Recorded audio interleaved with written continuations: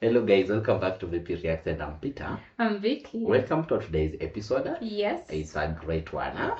First, this was brought to us by Dan. Yes. Thank you, Dan, for giving us another great documentary. Oh wow, today is a documentary. Yeah, and he said from the founders of rock and roll.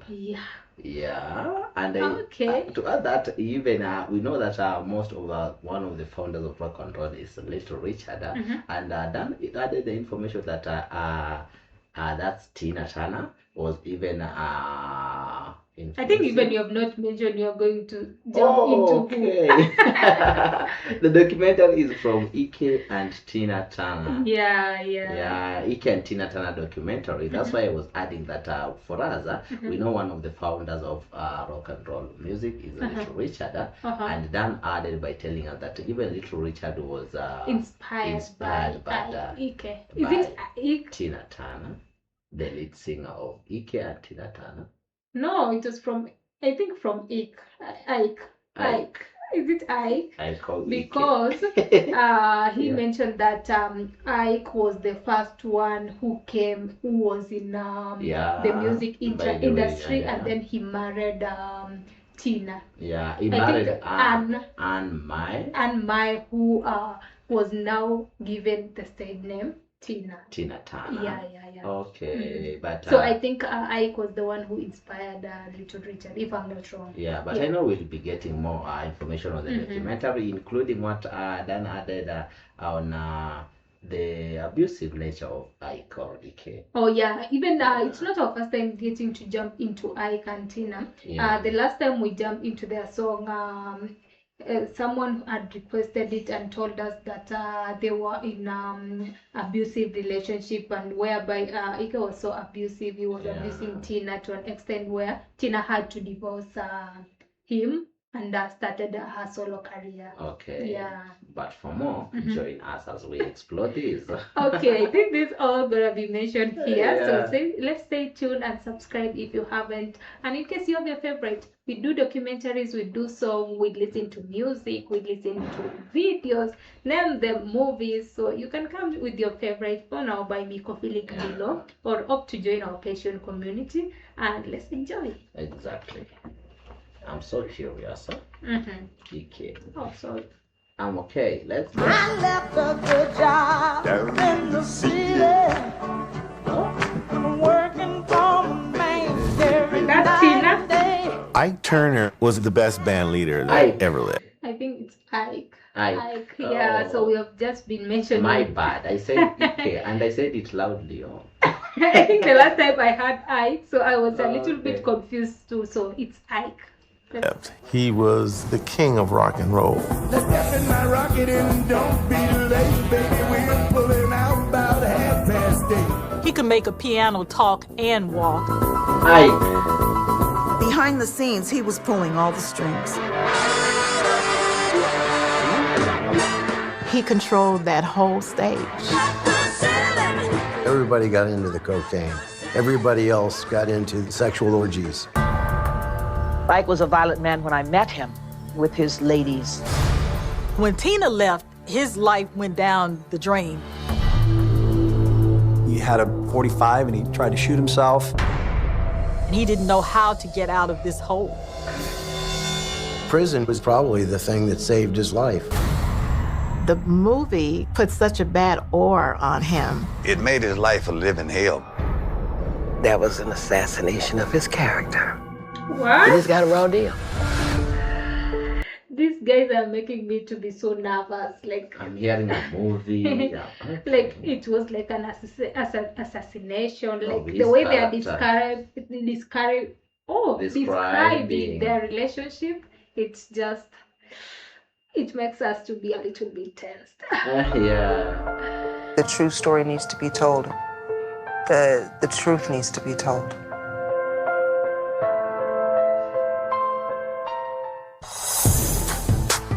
Unparalleled, untold, unsung. The story of Ike Turner.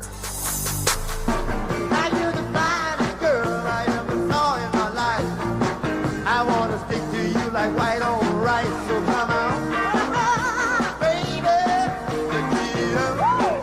nothing like Ike and Tina. When their music played, it just went straight to your soul. Come on, baby, what you waiting on? Come on, baby, let's get it on. Tina Turner, of course, was the singer and the star on stage. Ike Turner was everything else. Band leader, arranger, pianist, guitarist, and a pioneer whose musical legacy spanned 5 decades.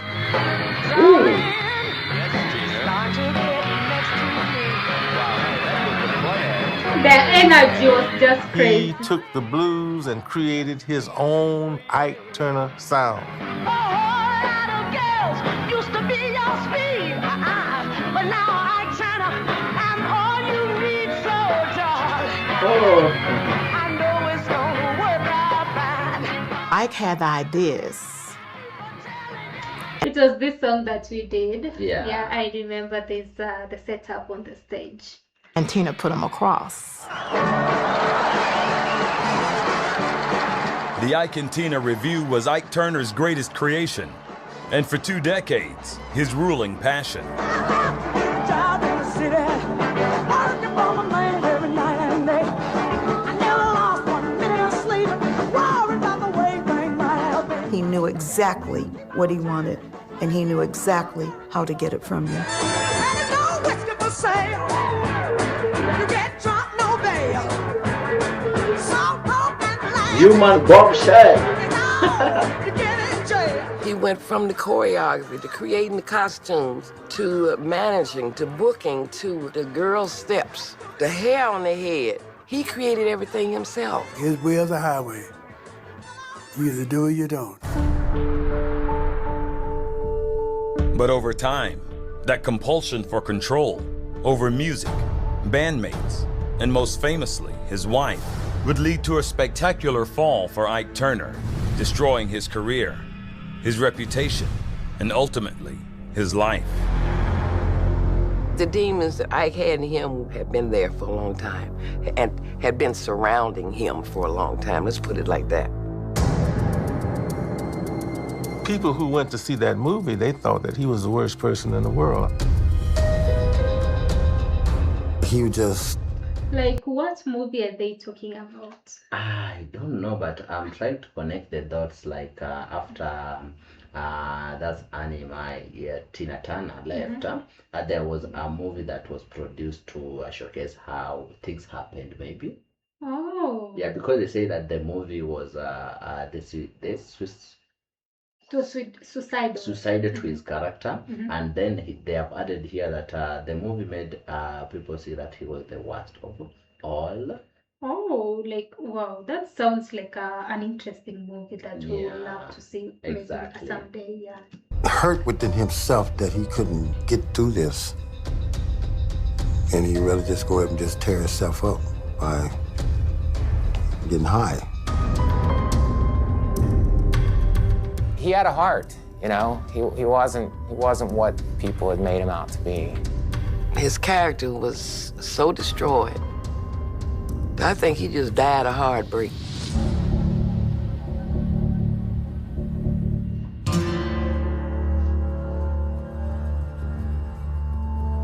Born in 1931, Ike Turner was never a stranger to trouble or hard times. His mother was a seamstress, his father a Baptist minister. He grew up on the outskirts of Clarksdale, Mississippi, where poverty and segregation came with the territory. That was quite a bit a divide at that time. It was a little tough. There was a lot of, prejudice. The protection, that law is supposed to give to people, that was non-existent in those days.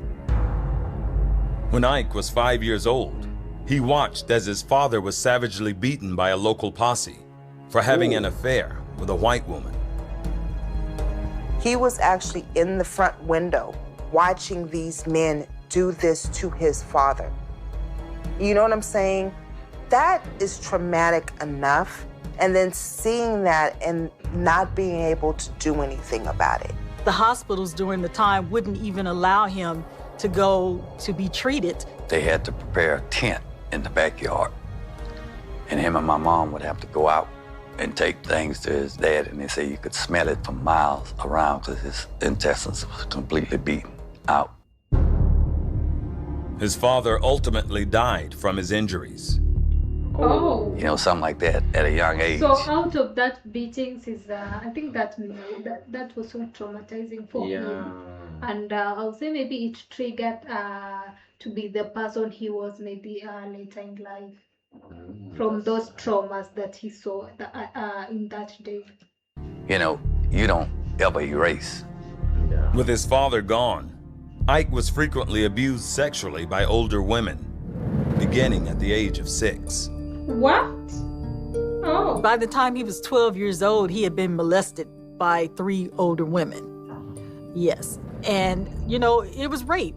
These women forced themselves upon him as a kid. No one looked at it in that terms of degree, but it probably gave him a lower esteem as far as dealing with women. But growing up in Clarksdale, Ike found his calling as well. Okay. The town was a mecca for blues and home base for such legends as Robert Johnson, Muddy Waters, John Lee Hooker, and pianist Pinetop Perkins. All of those names, you have never heard of them. I think there were the people in there. Because when I was like maybe 10. That's 40s. Yeah, the 40s. That's what I'm trying to say. Like they are from the way back. Yeah, guys, if you know more about the name being mentioned, please inform us. John Lee Hooker and pianist Pinetop Perkins. Pinetop played a lot at a pool hall, and Ike had a job at the pool hall sweeping up. And Pinetop said if Ike ran errands for him, he would teach Ike how to play. By his teen years, Ike was spinning records at local radio station WROX and developing his musical chops on piano and guitar. Ike, not only did he DJ here, but the Ike Turner Orchestra played at certain times during the day or during the week, whenever. We put our band together, and I named it the Kings of Rhythm. Whatever would get hot on the jukebox, that's what we would play. When we started playing, the people would applaud because we sound just like the jukebox, you know. Ike had a very different explosive sound because within his blues, you had like a jazz flavor, and then on top of that, he had a rock edge. Ike's sound caught the ear of B.B. King, who had his own radio show up the road in Memphis. That led to a recording date in 1951 with Sam Phillips at Memphis's Sun Studios, and a song Ike wrote about a hot car. This isn't just any chap, it's click-up. So he started by doing it in the radio, then he got a chance to go and record. Yeah, but meanwhile he was practicing at the place of his where he was working. Yeah, that's when he started practicing. Rocket 88. You women have heard of jalopy, you heard the noise they make, but let me introduce my new Rocket 88. Yeah. Sorry for pausing again. So the first song he did was Rocket 88. Yeah. Wow. And we have ever done that. Dancing straight, just one way. Everybody likes my Rocket 88. The shorter guitar, the piano part that I play, and the sax solo and all those things, many people consider that to be the first rock and roll song. That was a disc jockey, Dewey Phillips. And when he played it on his radio show, all of the white kids would tan to the record shop to buy it. That's when they found out that white kids would buy black music. Rocket 88 hit #1 on the charts, stayed there for 5 weeks, and became a classic that Ike would proudly perform 5 decades later.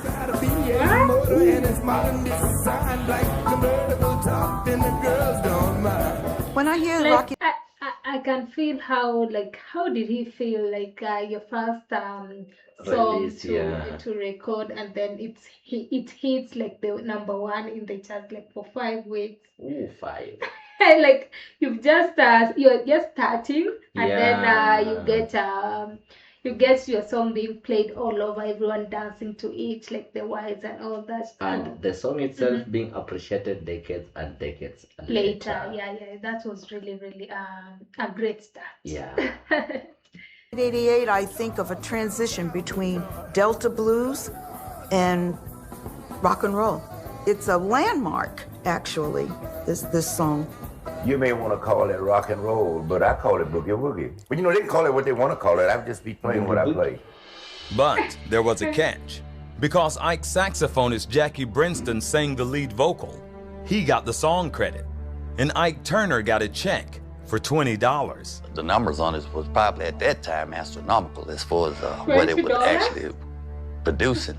But to get $20, that helped him to understand why it's called show business. After that happened, he was determined that no one would ever take anything from him again. Wow! $20, that's insane. Through the early 50s, Ike worked as a record producer and session musician on records like B.B. King's first hit, 3 O'Clock Blues, while still leading his own band, the Kings of Rhythm. By 1956, he'd moved the group to St. Louis, where Ike's sound literally crossed racial divides.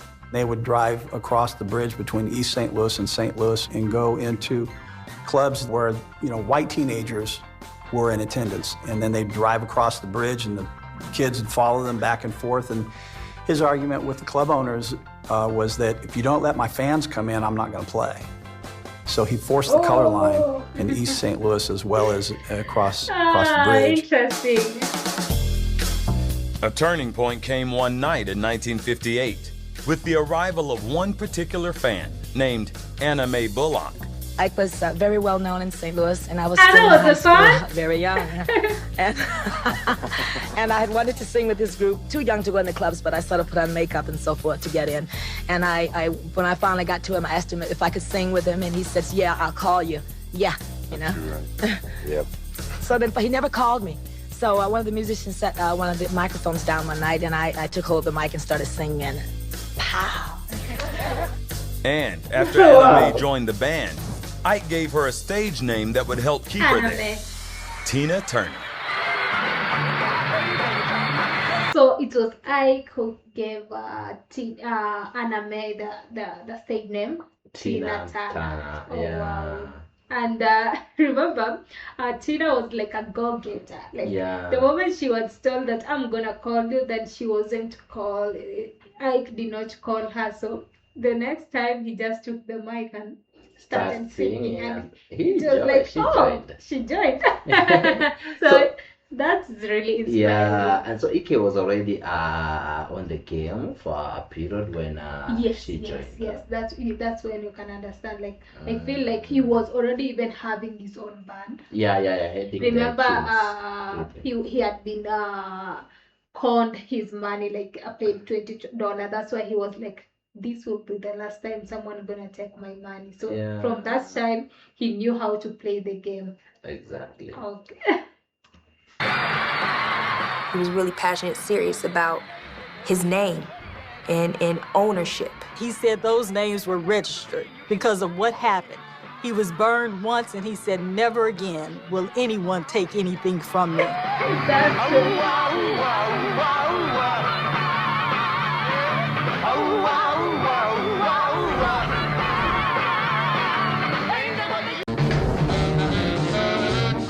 Okay. Granddaughter. By the turn of the 1960s, Ike Turner had made his mark as a musical force, but with little to show for it. Up to that point, Ike wasn't really well known beyond a very hot regional band because he didn't have any real music at radio yet that was really making the mark. That all changed one day when Ike brought Tina Turner to the recording studio to back up a singer named Art Lassiter on a song Ike wrote called A Fool in Love. Ike had paid for the session, and so the meter's running, Art's not there, so Ike decides to go ahead and cut the song and says, Tina, you sing it. Want somebody, please, please tell me what's wrong. You're just a fool, you know you're in love. What you say? Released in the summer of 1960, A Fool in Love shot up the R&B charts, peaking. I think this one, what is jumping it next? A fool in love. A Fool in Love. Yeah. I like the chorus. But you know, Tina has some other, like, I just love her energy, like, from the, like, we've done, like, 2 songs from them, like, but I love her energy, like, she's amazing. At number 2, and cracked the pop top 40 as well.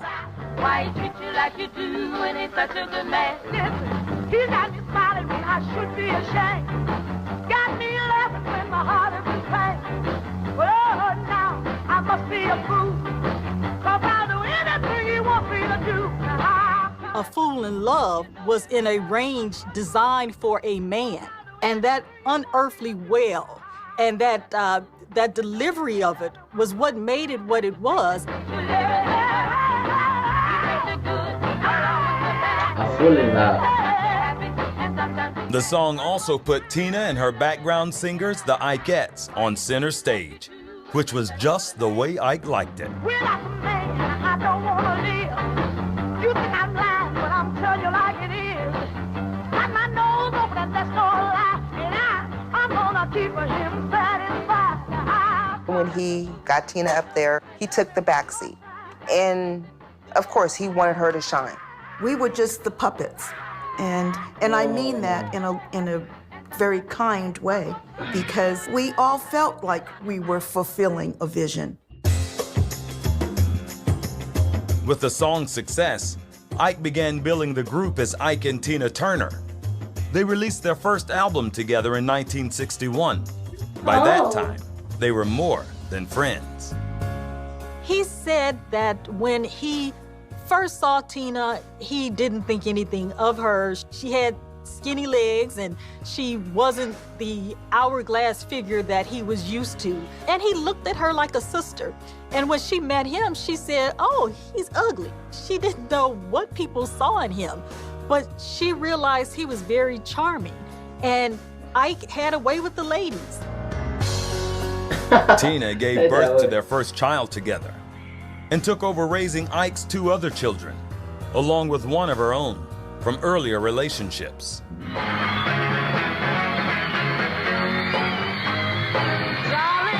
They married in 1962 and set their romance to a song called It's Gonna Work Out Fine.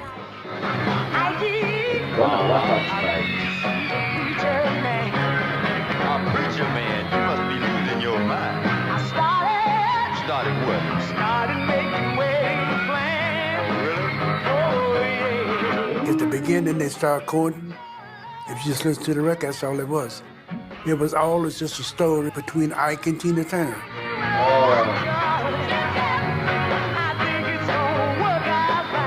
It's Gonna Work Out Fine did just that. Once more, that's the song. Yeah. I was looking for it. It's Gonna Work Out Fine, and Rocket 88 are the song we have done. Yeah, but I think Rocket is not from Ike and Tina. It's just from Ike. But Ike. From the 2 of them we've just done, It's Gonna Work Out Fine. Yeah, even the song that we did, Rocket 88, was from Big or somebody. Who did. It was Ike and someone, I think, featuring someone. Yeah. I think that's the song that they ripped it off. Yeah.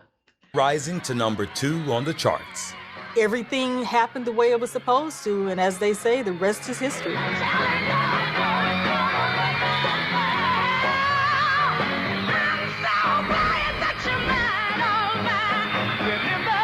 I now understand why Tina was having this own energy, because imagine you are newly married and now this is your first album together or something. Yeah. Like this is your song together when you are newly married. So it's like based on the reality. Yeah. So you're hoping for the best. That's why I could see the energy and the song was really matching.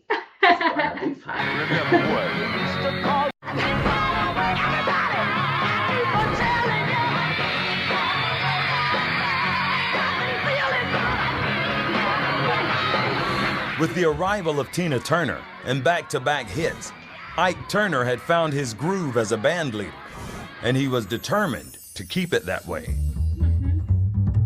When Ike Turner would walk through the door, you straightened up, you listened, you did whatever he asked you to do. Your uniforms were clean and pressed before you went on stage. If your tie wasn't just so-so, if your suit wasn't crisp and pressed well, their wigs weren't on correctly, if they had a run in their stockings, he would fine you. He arranged his whole show. You're fine. He could tell He a was so exactly what strict. note they had. And won't leave until he get it right. He wanted his music to be great because that is all he had in this world. The result was a show like no other. Okay. So you must give your best.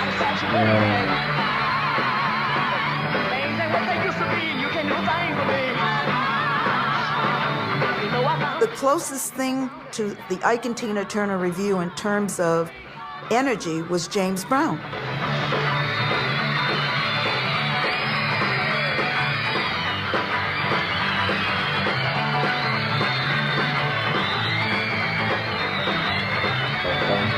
He had this girl up here, and they were moving. They was, wow, very beautiful young ladies moving. You hadn't seen nothing like that, and it was pretty exciting.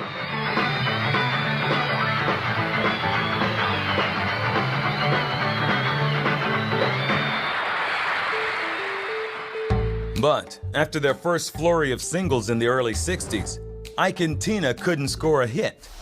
Recording on small labels, they released 7 albums in a row that failed to chart. And the harder Ike worked, the less he had to show for it. We were playing clubs that were like maybe 250, 300 people maximum. And often the clubs were nothing short of raggedy. Without a hit record, his price was going down. You know, there were less and less people at his concerts, and he had a huge nut. He had 15 people on the road every time he went. He was known to work and not sleep for 3 or 4 days. You can only do that so long, and, you know, it made him crazy. Ike Turner did not start to indulge in drugs until the age of 30 years old. And what happened was he was in Las Vegas and he met 2 people, a famous African-American comedian and that comedian's very close rock and roll friend. He said, I got together with these 2 entertainers and they were doing coke and they gave me some and I didn't want to take it. And I just took it and I went home. And then he just said, one night I was writing and I just decided to try it. And the next thing he says, I know I was hooked. And I said, who were those 2 guys? And he said, Elvis and Red Fox. What got him hooked on the cocaine? I met Elvis and somebody. Elvis and Red Fox. Red Fox. And I said, who were those 2 guys? And he said, Elvis and Red Fox. If you know more about Elvis and Red Fox. Yeah, so at that point, I've really gotten something, maybe psychologically, he was not okay, because he had lived already his dream of being a star, having a band that is really famous, and after the famous, producing hits and hits at the moment. Remember, by having a crew of, they say minimum 15 people when he performs, and you are doing like 7 albums, and let me say in one album you have around 7 songs, so that's around 50 songs, and those 50 has not hit your expectation, so disappointments kick in. Yeah, and remember before they were really good, like everything was okay. Now to shift to this other part, like things are not okay at the moment, it was really a lot for him. Yeah. I think that's where the problem started. Yeah, and I think that's where he thought it when he was writing maybe his 60-something song, he thought, let me try this cock. And at 30 years, you have never tried something. Why try it now? What got him hooked on the cocaine was that he realized that he could just stay up for days and days and days and do what he loved and his passion, which is music. By the late 60s, Ike and Tina had established themselves in England, thanks in part to the Rolling Stones, who put them on tour as their opening act. And it was during this time that Ike was starting to get the idea that, you know what, we probably need to cross over. Okay, but how do you do that?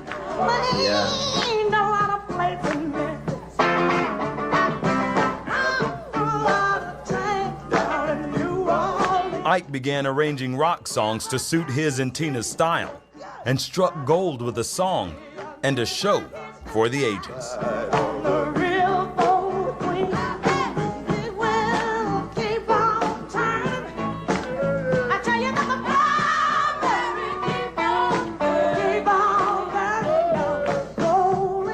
It was a great rock hit, and they completely retooled it. And that's a little bit of the magic of who he was. They had the slow start, and then they had the interlude, and then they had the heavy pounding.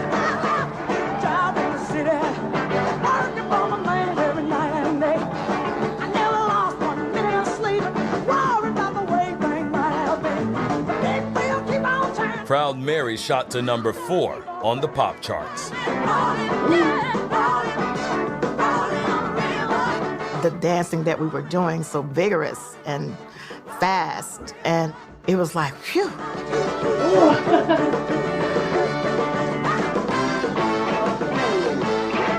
Ike Turner was living the dream, his way. Everybody got into the cocaine. Everybody else got into sexual orgies. It just became out of control, way out of control. Everybody.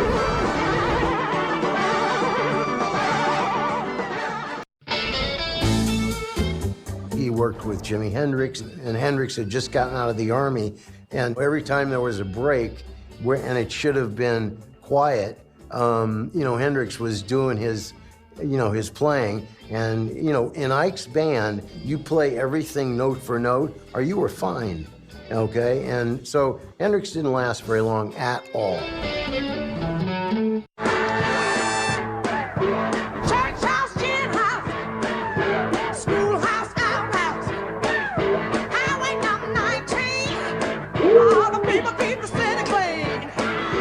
By the early 70s, Ikeandtinaturner had built a reputation as the most electrifying act in popular music. But then you see their performances are just on another level. Yeah, the energy from the dancers, the energy from Tina, the energy from the instrument, everyone is giving their best. And I've heard that he also played with Jimi Hendrix. Yes, with the Rolling Stone, Jimi Hendrix. I think at the moment they were really popular. Okay. I think we have a lot to jump.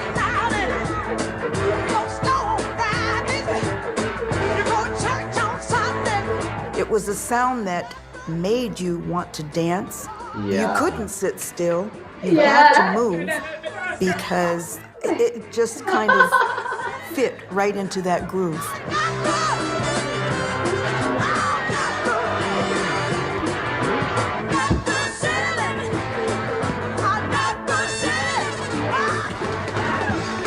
With money rolling in, Ike opened a state-of-the-art studio called Bolix Sound that drew stars from Paul McCartney and George Harrison to Little Richard.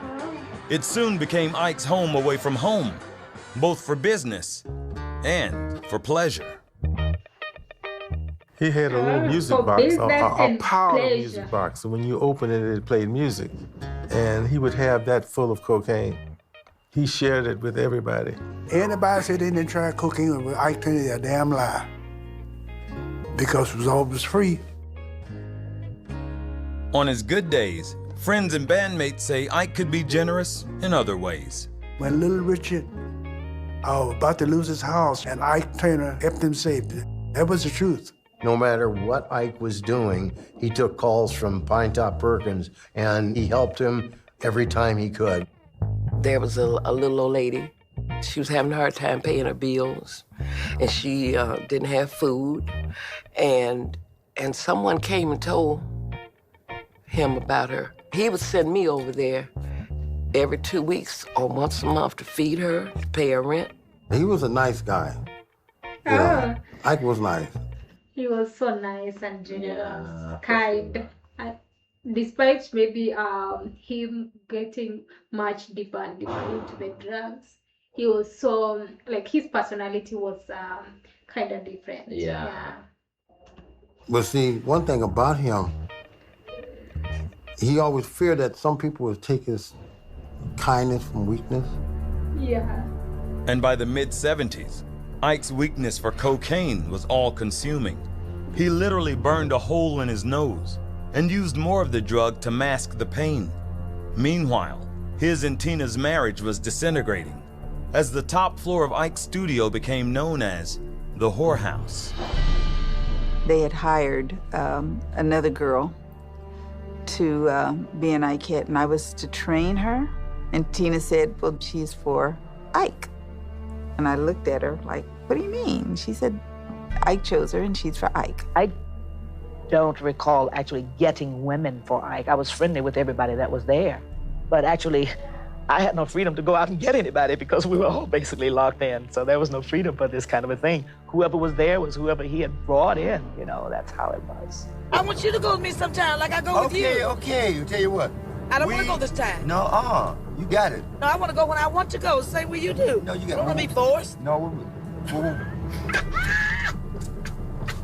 I never saw him being abusive to Tina. I never saw that. But I can detect that he had that character. Ike was a violent man when I met him with his ladies before, his women before. I knew that he was a violent person. I also knew he had some problems from childhood, and it sort of reflected in his life. Nobody ever saw Ike and Tina Turner fight. They all did it behind closed doors. You might see her next day with a swollen eye, but nobody in the band saw it when it happened.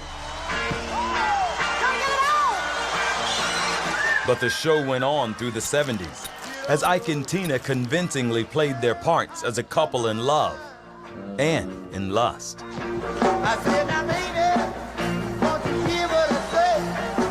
I want your loving in the worst kind of way, so come on. Baby, let's get it on. They would hit a stage and they would do a concert with no breaks. And they would just vibe.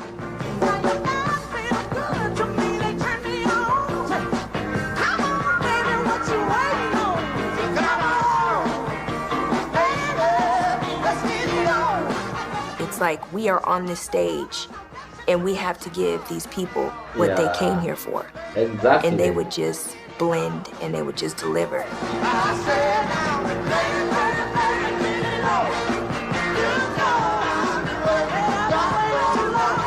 For Ike and Tina Turner, they was the greatest up until the end. The end came in Dallas, Texas in 1976, when Tina Turner literally ran away in the middle of a concert tour, ending their marriage and their music for good. What? By the time we realized what was going on, she was probably halfway to New York by then. And he was noticeably upset about it. He was over-focused on being a star. You know, he loved that life. And, you know, when Tina left, he was chasing it like a crazy person. Ike spent the next 10 years on a slide to nowhere. He tried to carry on touring, but lost his record deal. While selling his studio to pay off debts in 1981, the building was mysteriously burned to the ground. 3 months after that, Ike was arrested for shooting a news delivery man for kicking his dog. Everybody knew him in that period as... Someone kicked his dog, then he shot him? Yeah, I now know why I say that he was getting to jail, and they say that jail was a safe place for him at the time. When the video started, I heard that. Oh, yeah. Because now in jail he couldn't access the drugs, he couldn't do that. Yeah, so abusive. I could really blame the drugs. Also, his childhood trauma really contributed much on his behaviors. Yeah, but on a sober mind, he could maneuver that. But before that, you could hear that he was still abusing other women who were who he was dating before. So he was not even into drugs before. So it was, I feel like those childhood traumas, and he felt that they were when he was sexually abused while he was young. So him learning how to handle women. He learned it the hard way. So I think that really triggered him to all those abusive nature of him. By the way. And the drugs also contributed more. Dracula, and he had a 45 and he tried to shoot himself and it went click, and he says, I was just lucky, my gun misfired. Arrested numerous times for drug possession, Ike hit bottom in 1987 after he tried to sell 10 ounces of cocaine to an undercover cop. He was sentenced to 4 years in prison. That's bad. So the crime that he committed on shooting was not the one that he went to jail with. But he went to jail numerous times. Numerous times, huh? Yeah, so I think he went, then also released or something. I saw him 2 days before he went, turned himself, and he cried like a baby. He cried. So, oh man, I gotta go to prison. Music was his life, and his life was coming to an end because he couldn't see anything beyond music, and he didn't know how to get out of this hole.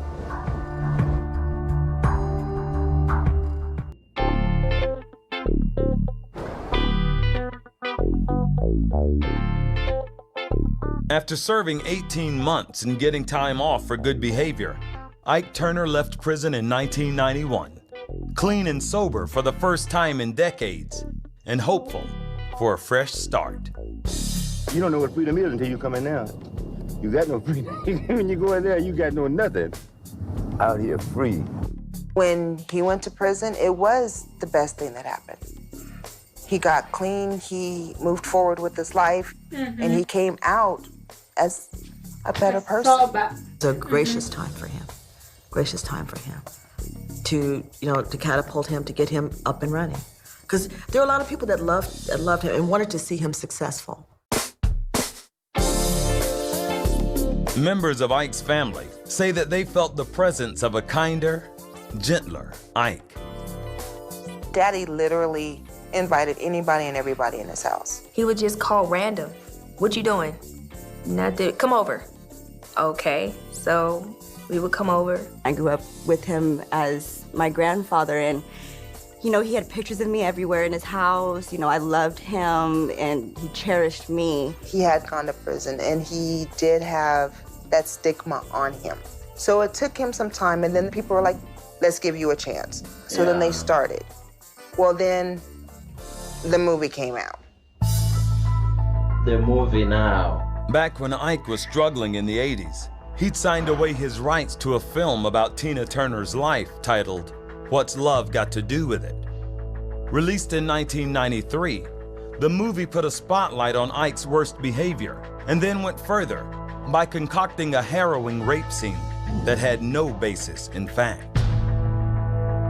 And they did a good job putting together a movie that sold tickets. But, and even Tina said this, it wasn't really very close to the truth. And when confronted by the media, Ike was often his own worst advocate. What I did do to Tina is like, I've slapped Tina. The only time I ever punched Tina in my life was the last fight that we had. And that was in Dallas, Texas. This is the last time we broke up. After the movie came out, people were like, sorry, we're not gonna help you. He wasn't getting off the stateside. And personal confrontations with people in the public. I now get it. Like he had started to receive some sympathy when he was. Remember, he received a 4-year jail term. He served 18 months and released because of gold discipline. Yeah. He already changed. A reformed person. But what made it worse, I think, it's now the movie. People knew now the other side of him. They knew the truth about him, and they were like, "We're not gonna help you anymore." Yeah, who is she? I was taking it like maybe the mom. Mably? The mom. Oh, I was. The mom. Maybe her mom. Mother. Not her mother. His mother. Sorry. Oh, his mother. But I thought that this was mom's mom, I believe, or mom. No. No, that's the poster. She looks alike. That's why he posed it here. Okay. Yeah. They said, and personal confrontations with people in the public. It made his life a living hell, man. Yeah. We were going to a show in San Diego, and as we walked through going to the stage, this white woman spit on him. She said, "You no good, low down, wife beater," and and he got that a lot, but he wouldn't ever say anything. He would just kind of drop his head and walk on. Okay. People don't know what he dealt with behind closed doors. He used to be tough and say stuff like, "Oh, you forget that. You bury me face down so the whole world kiss my ass," But we knew better. We would go to like blues festivals in Long Beach, and he was really insecure. He didn't want to get out of the car. He cared about what people thought about him. And I do think that he regretted the life that he led and some of the mistakes that he'd done. Yeah. You ever been mistreated? You know what I'm talking about. But Ike Turner never gave up on his music. Through the 90s, he gradually rebuilt his career by getting back to his roots and rocking fans with a show that put himself, for the first time, squarely on center stage. I worked 18 years for one woman. She had the nerve to take me out and do a movie. People don't realize that. Daddy was afraid. It was like, uh-oh, what do I do? I gotta be in the front. People are all on me now. They're not looking at someone in front of me anymore. But he really would have the whole anxious jitters of stage fright that used to shake him up every single time.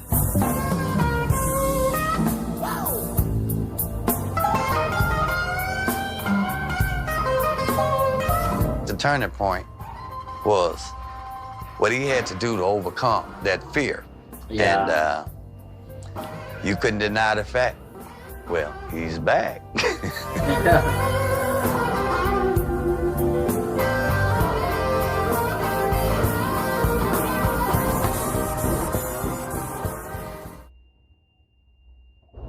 Okay. I think it's the recording. The sound is kind of off. Yeah. I took my whole life for granted. I took my thing with Tina. I took my family and her. I took my career. I took everything for granted, man. And then I lost everything, like taking it for granted. Now I can appreciate what you can appreciate. You appreciate everything more once you get your head and you're thinking clear.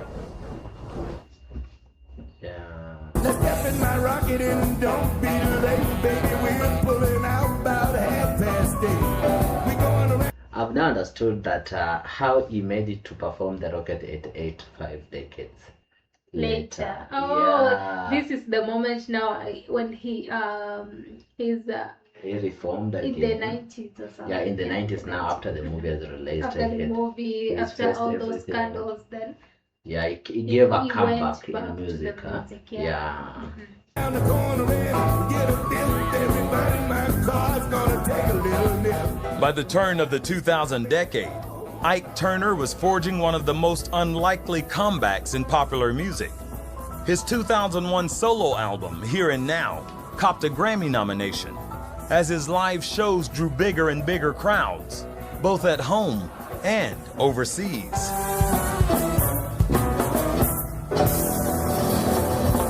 He was proud, but it was more like, yes, to feel like my gift and what it is that I have to offer is still being respected.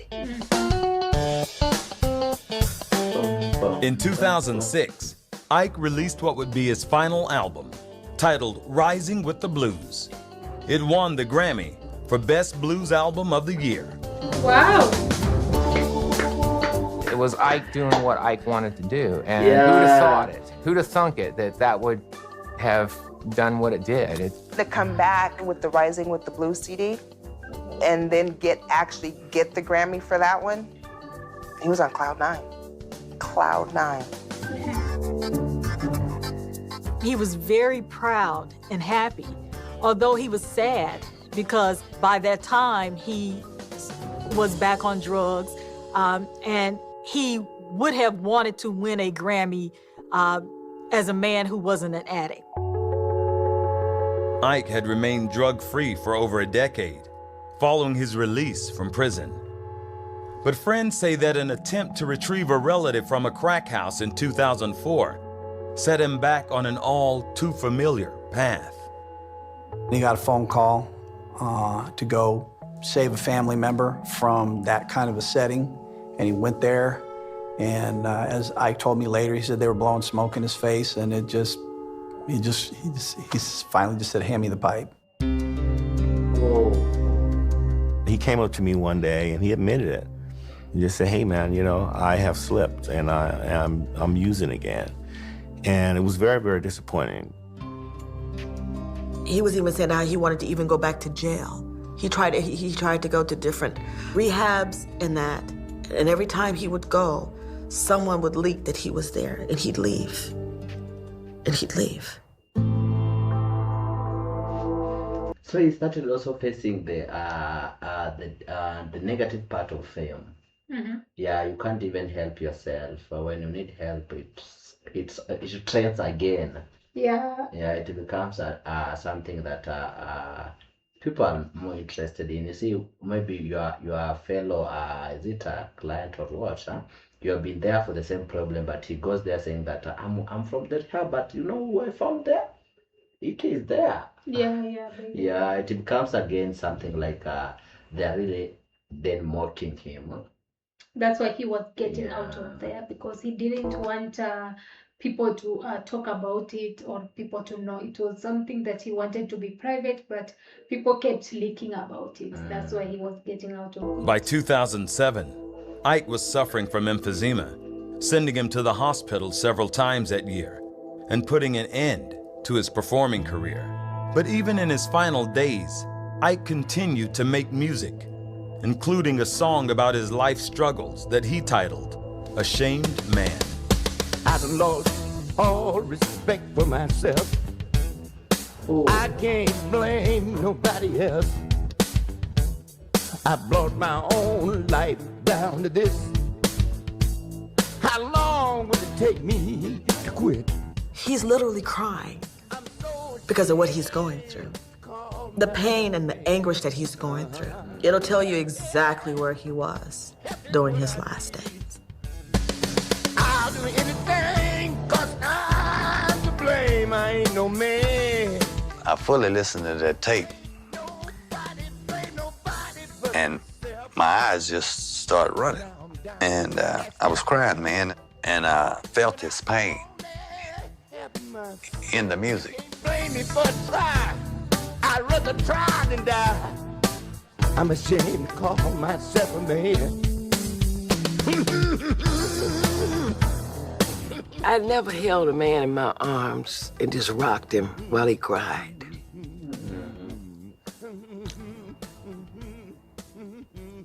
And I knew he was through then. I knew Ike wasn't going to live after that too long. Ike Turner died on December 12, 2007. He was 76 years old. You would think his death was the worst day of my life, but the homegoing, because that's when it all sinks in. You know, you see the coffin.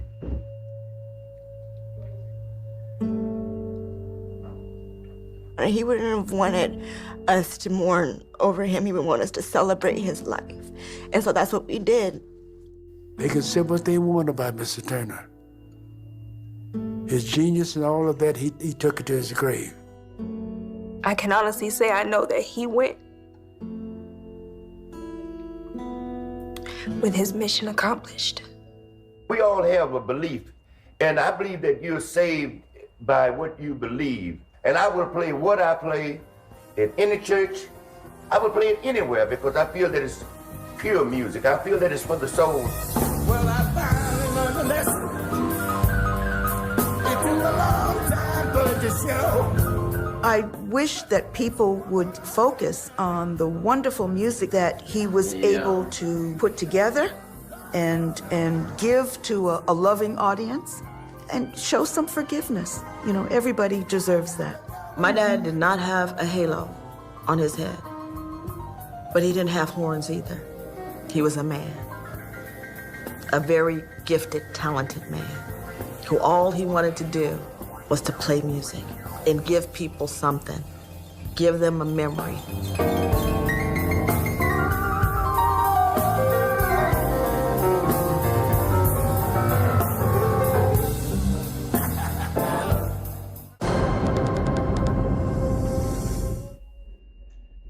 Okay.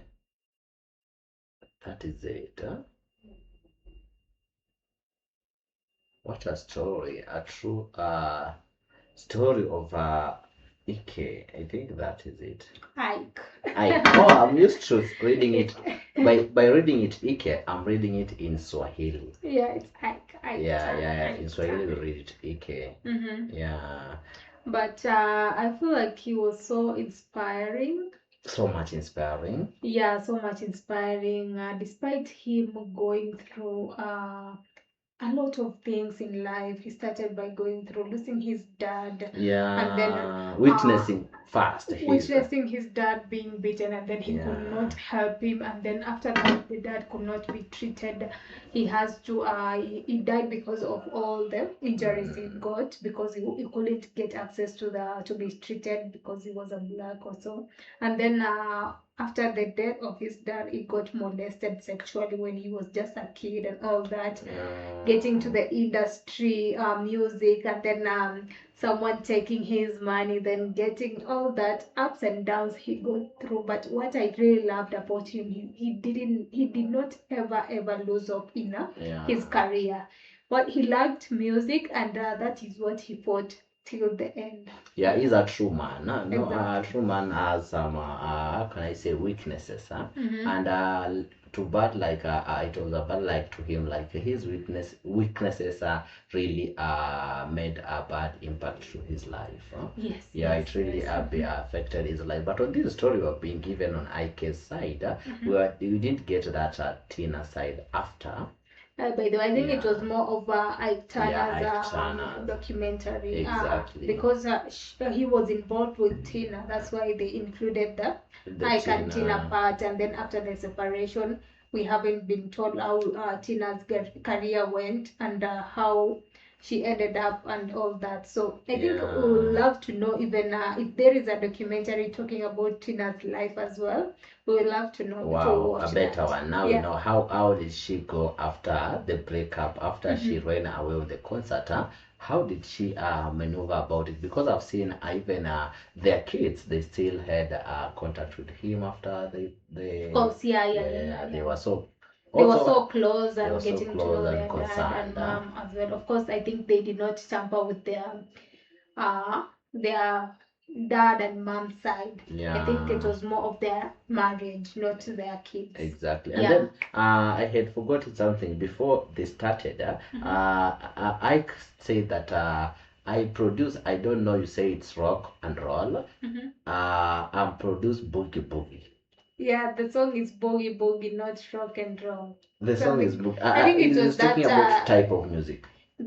But it was the Rocket 88 song, I think so. Okay. Yeah, people are saying the best, I think the best. The first, rock and roll music. Yeah. But he said boogie boogie. So boogie boogie, was it a type of music back then before rock and roll? Maybe you guys can share much about it. Yeah, that's what I wanted to inquire more about it. And then lastly, we could say that for sure he made that impact in the rock and roll music.